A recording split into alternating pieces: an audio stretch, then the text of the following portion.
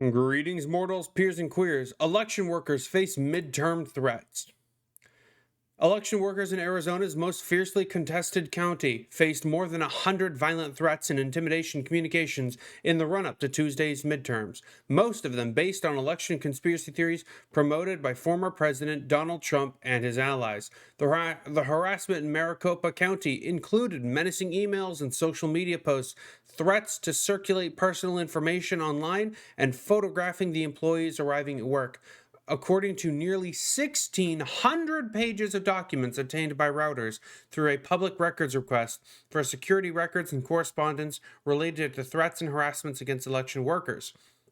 Between July 11th and August 22nd, the county election officials documented at least 140 threats and other hostile communications. Records show "you will be executed," said one, and "wire around their limbs and tied and dragged by a car," wrote another. The documents reveal the consequences of election conspiracy theories. As voters nominate candidates in August to compete in the midterms, many of the threats in Maricopa County, which helped propel Joe Biden to victory over Donald Trump in 2020, were cited debunked claims around fake ballots, rigged voting machines, and corrupt election officials.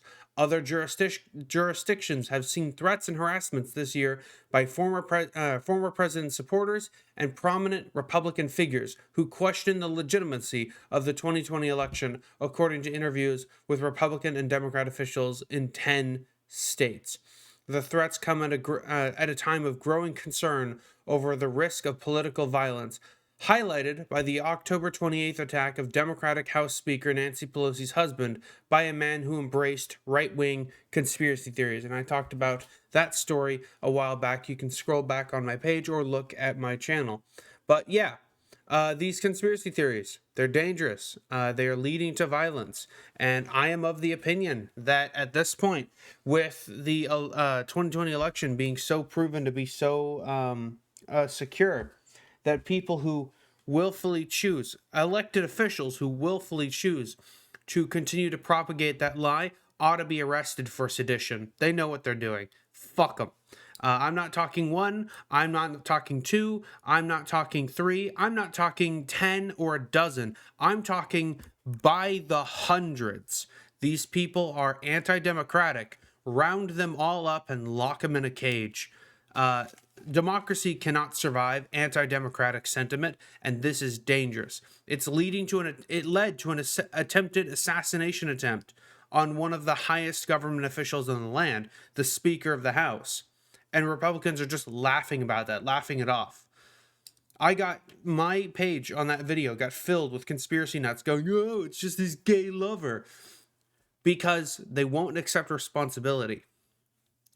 They are fostering lies and fear and threats of violence. And then when those threats of violence become manifest, when the assassination attempt on the speaker happens, they go, "Oh, well, technically we disavow, but hey, that was pretty funny, right?" Ha ha ha ha ha. These people are dangerous. Round them up on sedition, charge them, lock them, strip them of any power they'll ever have. Never let them near the ballot box again. And that's my opinion. I'm going to round up there. Follow for more daily videos, join the Discord, and support me on Patreon. And with that, y'all have a good evening.